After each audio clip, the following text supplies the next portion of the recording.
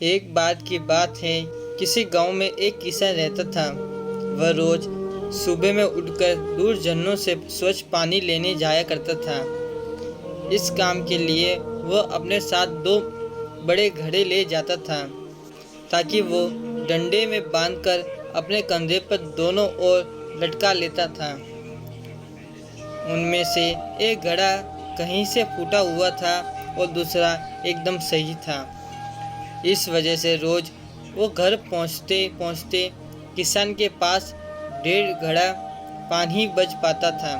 ऐसा कई महीने से चल रहा था। सही घड़े को इस बात का घमंड था, वो पूरा का पूरा पानी घर पहुंचाता है और उसके अंदर कोई कमी नहीं है।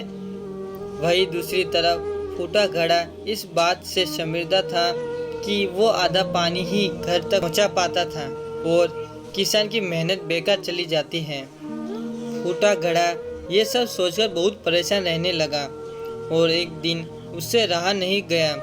उसने किसान से कहा, मैं खुद पर शर्मिंदा हूँ और आपसे क्षमा मांगता हूँ। क्यों? किसान ने पूछा। तुम किस बात से शर्मिंदा हो? शायद आप नहीं जानते, पर मैं एक जगह से फूटा हुआ हूँ और पिछले 2 सालों से मुझे जितना पानी घर पहुँचाना चाहिए था, बस उसका आधा ही पहुँचा पाता है। मेरे अंदर ये बहुत बड़ी कमी है और इस वजह से आपकी मेहनत बर्बाद होती है। फूटे घड़े ने दुखी होते हुए कहा।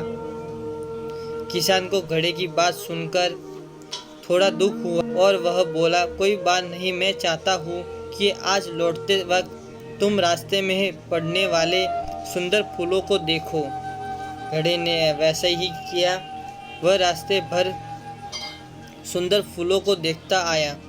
ऐसा करने से उसकी उदासी कुछ दूर हुई, पर घर पहुँचते पहुँचते फिर उसके अंदर से आधा पानी गिर चुका था। वो मायूस हो गया और किसान के क्षमा मांगने लगा।